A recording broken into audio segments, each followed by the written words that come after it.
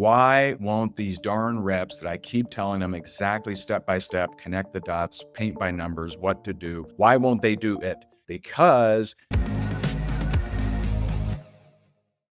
struggling sales reps, here's a 3-step framework that works every time. A 3-step framework that works every time. Now, that's a pretty bold claim. Works every time?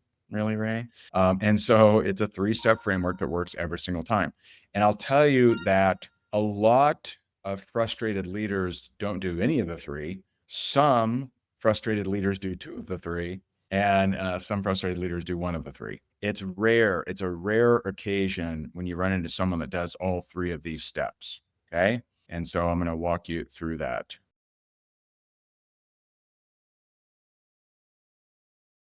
The reason this is not one of the 3 steps, but this is a very important thing for you to understand. The number one reason your reps aren't doing what you tell them to do is they don't have hope. And they specifically don't have hope that someone like them can create success. I'm going to say that again. It's very important. Too many people don't understand this. The reason you can tell your reps, do this, here's the exact blueprint, here's the step-by-step this, here's the scripts, here's the location, here's where to actually prospect someone. Here, let me give you some leads. You can do everything because what they'll tell you is, I just need to know what to do, bro. I just need to know what to do. And what I found is most people that say, I just need to know what to do, won't do it. Why won't they do it? Because they don't have hope that someone like them can create success. And they have a reason. Either they're left-handed, they're from Cleveland, they're born in a tough environment, they don't read too good, they don't math very good, they failed in spelling. They have some kind of reason that is a lie. By the way, a good prayer is, Lord, what lies am I believing? What lies am I believing? I did that the other day. There were 4 of them. Don't think you're leaders on here. Don't think you're above that. You believe some lies too, brother. Probably, most likely. And so it's a good prayer. Lord, what lies am I believing? Because with awareness, you can thank the Father for eradicating those lies from you. Okay. Why won't these darn reps that I keep telling them exactly step by step, connect the dots, paint by numbers, what to do? Why won't they do it? Because they don't have hope that someone like them, with their background, with what they've done and what they know and their IQ level, right? They do not think someone like them can succeed. So, step 1 of the 3-step framework is hope. How do you increase hope? The number one way, and this is why when it came out, it was such a revolutionary book. Most of you haven't read it. When Psycho-Cybernetics came out, which is a book just filled with stories of unlikely success, so many people had breakthroughs. So many people had breakthroughs. Why? Why? Was it because the book gave you step-by-step instructions on how to create success? No. It was because you got to get a glimpse at people who had tougher starts than you, who had tougher stories than you, created success anyway. So the best way for you to create hope is for you to instill more hope stories of people who've overcome, including you. So instead of you just saying, yo, look at my volume, bros, look at my volume this month, right? Hey, I just won another trip, dog, right? Look at, I'm in Cancun, baby, Bogota, Colombia, right? Instead of you being the big show off, which all of the people in your organization think they can't be, doesn't help them. I realize you're doing this for attraction marketing, right? You're like, look at my blingos and my ringos. You doing all of that stuff, it only creates a further divide in the 80% of your organization that don't think that they can do what you do. But you keep doing it because it works. It'll attract one influencer. And so you'll work with that influencer. You'll wonder why their people don't have any success, and you'll continue to do lifestyle marketing. So it's this deadly cycle of just whooping it up with your volume. I can't believe my team did 17 million in volume. Meanwhile, 80-90% of your organization is like, wish I could do that. I sure can't. It would be more powerful for you to say, hey, listen, a few years ago, I was looking in the mirror and I thought, man, I don't know if I can even stay in this business. It'd be more, what's way more powerful than your lifestyle marketing, than your check out my volume, than my new watch or house or whatever. What's way more powerful is your vulnerability. What have you been through? When were the days you wanted to quit? When were the days you just wanted to smash that mirror to pieces because you couldn't stand looking into it? When were the days when you got just sideswiped by somebody that betrayed you, that lied to you, that spread lies about you? What are those days? What are the days where you were called stupid in high school? What are the days when you failed that test? What are the days when you weren't the rock star that you are right now? And so step number one, a three-step framework is hope, instill more hope. So you should be just eagle eyes, right? You should be eagle eyes in your organization looking for people that had unlikely success. I am. A few examples. My good friend Lynn Avy's on here. Lynn Avy has been a student of ours for a few years, but for 26 years, she struggled in network marketing, never having a breakthrough. And through prayer and strategy, she had a major, major breakthrough, crushed a rank in her company.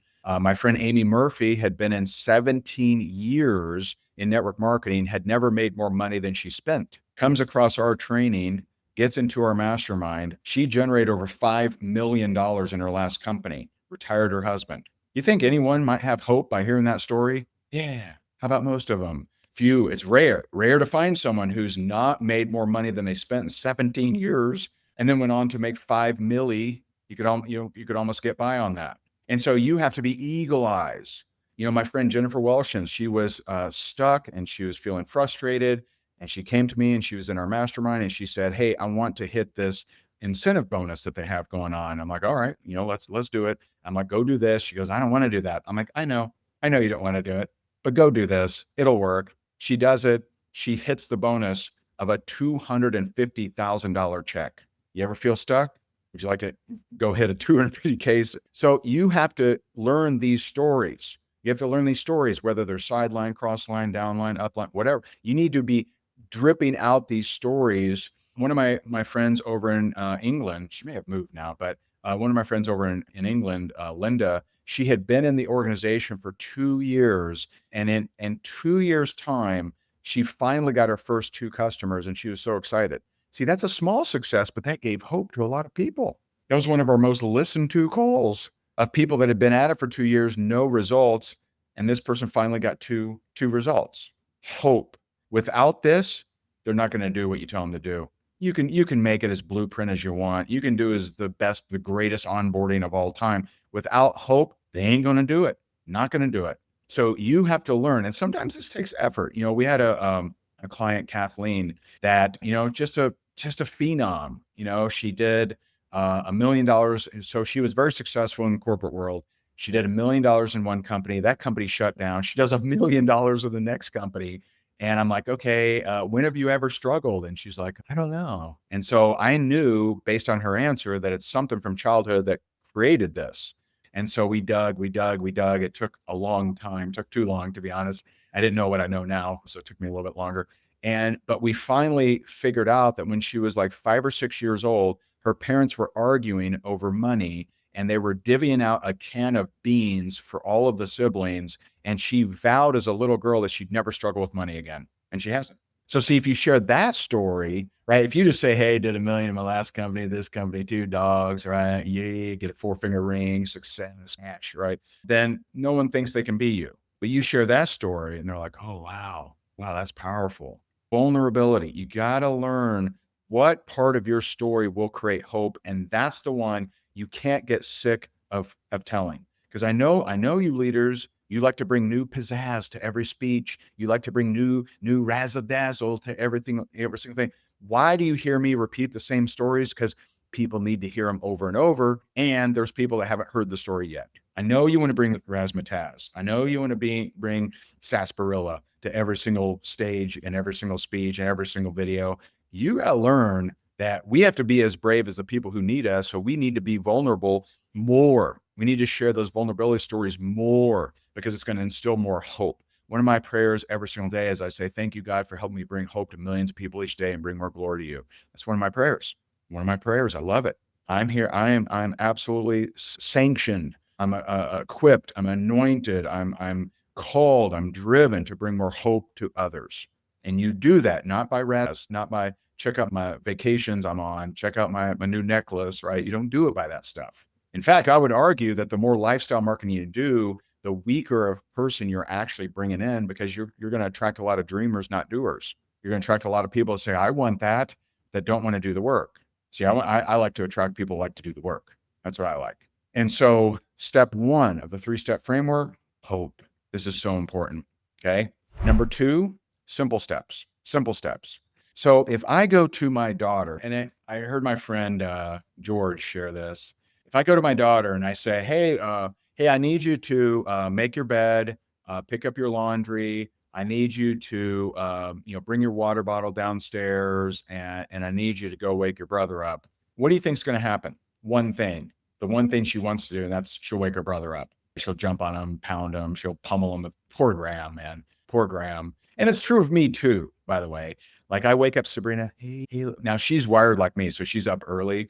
But if she happened to sleep in, and I need to wake her up, hey, sweet baby girl, good morning, right? But if I wake up Graham, I'm like, boom, right? Like I'm just pile driving him, right? Same, so poor Graham. And Graham got Jess's traits. So Graham likes to sleep in. So he's often waking up with elbows and atomic leg drops and all kinds of stuff. He's a boy, so tighten up. And so anyway, but if I go and I give her 52 things to do, she's gonna process in her mind. She's gonna do one thing. She's gonna pick the one thing, like that one sounds like the best idea, right? And oh, wake up Graham. Okay, that's the one she heard. Her bed won't be made. The water bottle will be upstairs still. The clothes will be on the ground. Like she won't do anything but that one thing. When you're working with reps that are struggling, but they're expressing desire to you,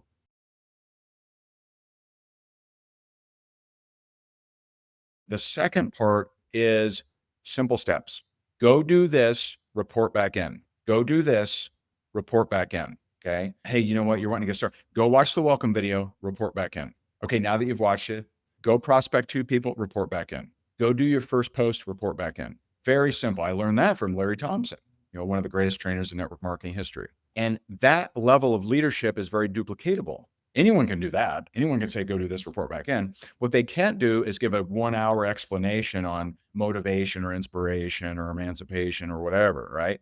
And so it's go do this, report back in. Okay. So that's a second simple step. So number one, hope. You got to inject some hope in there. And the only way to inject hope in most people is to share the struggle to success story, the vulnerable story, the authentic story, the story you probably don't want to share. Okay. So that's number one. Number two, simple steps. Number three, encouragement.